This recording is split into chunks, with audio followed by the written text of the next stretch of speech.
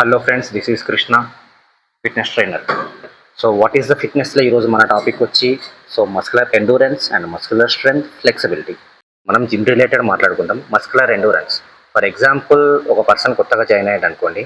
So అతను స్టార్టింగ్లో 5 kgsతో ఒక 10 reps కొట్టిండు అనుకోండి. సో మెల్లిమెల్లిగా అది ఒక 1 week 2 weeks తర్వాత 20 reps 25 reps అలా వస్తాయి 5 kgsతో. సో దీన్ని మస్కులర్ ఎండూరెన్స్ అంటారు. మస్కులర్ స్ట్రెంగ్త్ అంటే ఏంటంటే, సో మనం మస్కులర్ ఎండూరెన్స్లో 5 kgs చేస్తాం కదా. సో దీన్ని ఏంటంటే మెల్లిమెల్లిగా మనం వెయిట్స్ ఇంక్రీజ్ చేస్తాం. ఫర్ ఎగ్జాంపుల్ ఎట్లా అంటే 5 నుంచి 7.5, 10, 12.5 ఇట్లా వెయిట్ ఇంక్రీజ్ చేస్తాం.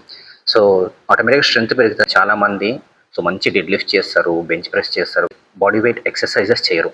సో ఫర్ ఎగ్జాంపుల్ ఎట్లా అంటే పుషప్స్ చేయరు, పులప్స్ చేయరు, సో ప్లాంక్ చేయరు. సో ఇవి కూడా డెఫినెట్లీ చేయాలి. నెక్స్ట్ వచ్చి ఫ్లెక్సిబిలిటీ. సో చాలామంది మంచి ఎక్సర్సైజ్ చేస్తుంటారు, కానీ నీ బెండ్ అవ్వకుండా టో టచ్ చేయమంటే చేయలేరు. సో ప్లాంక్ ఏమంటే క్రాంప్స్ అంటారు. సో రెగ్యులర్గా స్ట్రెచెస్ చేయండి. ఫుల్ బాడీ స్ట్రెచెస్ మనం నెక్స్ట్ వీడియోస్లలో చూద్దాం.